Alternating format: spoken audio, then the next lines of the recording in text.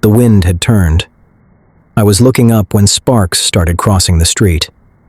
They lifted off the roofs and landed on buildings that weren't burning yet. I was standing near Pudding Lane, close enough that the heat pressed against my face and made my skin sting. Inside the houses, timber was breaking as beams failed under the weight and heat. The flames were not lifting into the air anymore. They were being dragged low, pulled across the gaps between buildings, reaching from one roof to the next. A strong gust moved through the street without warning and lifted ash from the ground. It struck my eyes and forced me to turn my head. I tasted smoke and grit on my tongue, and the air felt thick enough that drawing a full breath took effort. Each breath was shorter than the last as the heat and smoke closed in. Burning pieces flew over my head and hit the roof across the street. They didn't bounce off or fall away. They stuck where they landed, burning into the surface instead of dropping down into the street. The shingles on that roof were dry and already warm. They weren't supposed to burn yet, but they'd been heating for hours from nearby chimneys and the trapped air in the narrow street. When the sparks landed, the wood darkened first, then started to smoke. Fire began to spread along the grain, one section at a time. I watched the fire spread board by board. It didn't surge or flare all at once. It burned through one section before reaching the next. That was the moment the fire left the lane. Before that, you could follow it as it moved from one house to the next. You could stand in front of it, throw water, pull down a door, rip away a beam, and think you were holding it back. After that moment, it wasn't tied to walls or doorways anymore, or anything close to the ground. It had moved above us. Men were still working as if the fire could be held. Buckets moved from hand to hand, water spilling onto the stones with each step and hissing into steam when it hit the walls. Someone dragged a chest out of a doorway and dropped it in the street, the lid breaking open as clothes fell across the ground. People were bent over what they could carry, watching their hands and the stones beneath their feet. No one was looking up. I shouted and pointed toward the roofs, trying to draw their attention upward, but no one heard me. The noise of the fire swallowed everything else. Inside one of the houses, a beam collapsed and threw sparks out into the street. The wind lifted them and carried them farther than before. I followed their movement with my eyes and saw two more roofs darken at the same time. Thin lines of smoke rose from places that had not been burning moments earlier, marking where the fire was already spreading. You couldn't get in front of the fire anymore and try to stop it. It wasn't coming at people along the street, it was passing over them.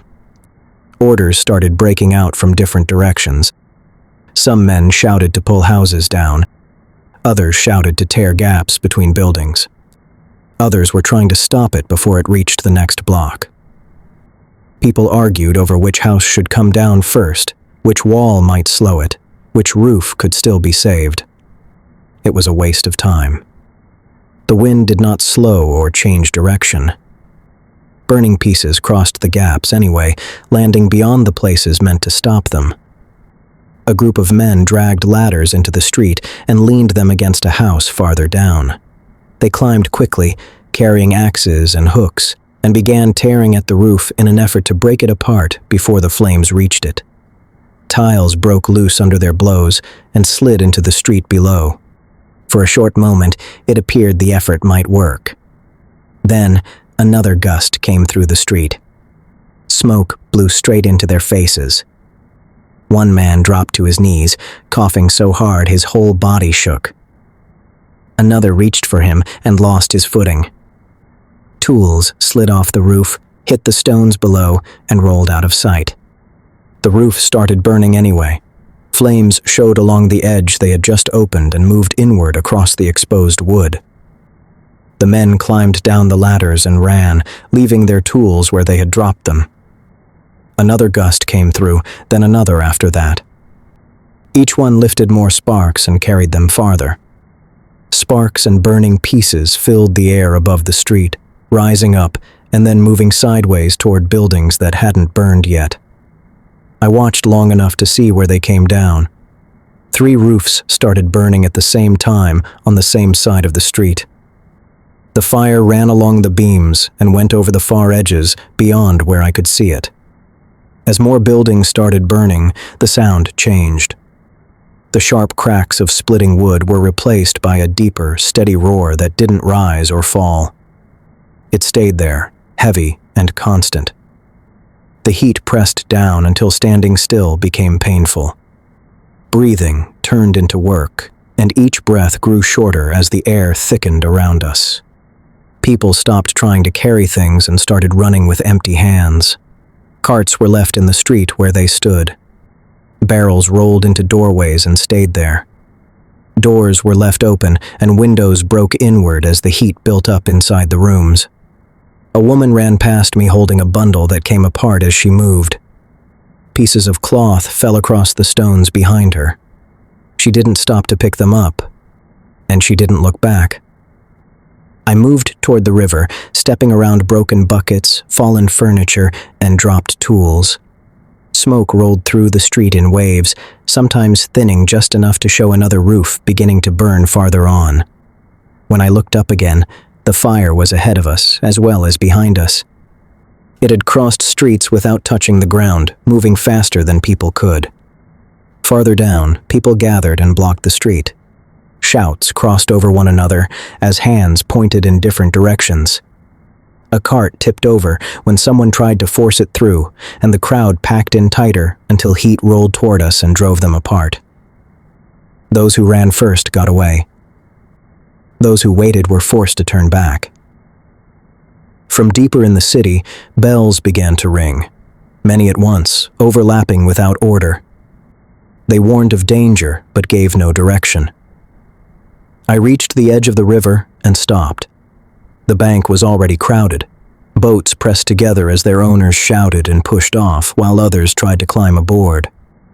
Smoke hung low over the water and blurred the opposite shore. Even there, sparks reached the surface and hissed before being carried onward. I turned back toward the city.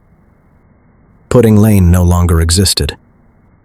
It was a wall of fire leaning in the direction of the wind, with flames reaching across open space toward the next roofs.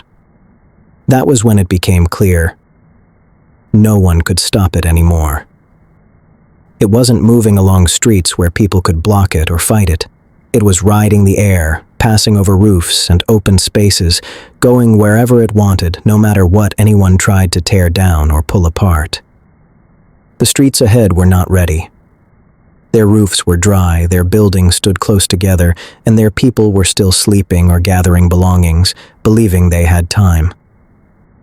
By morning, the same wind would push the fire deeper into the city. By the next day, it would cross wide roads meant to stop it. By the time anyone understood what was happening above them, too many roofs would already be burning. Standing by the river, watching sparks cross the air again and again, I knew the city was already lost. Nothing would change that.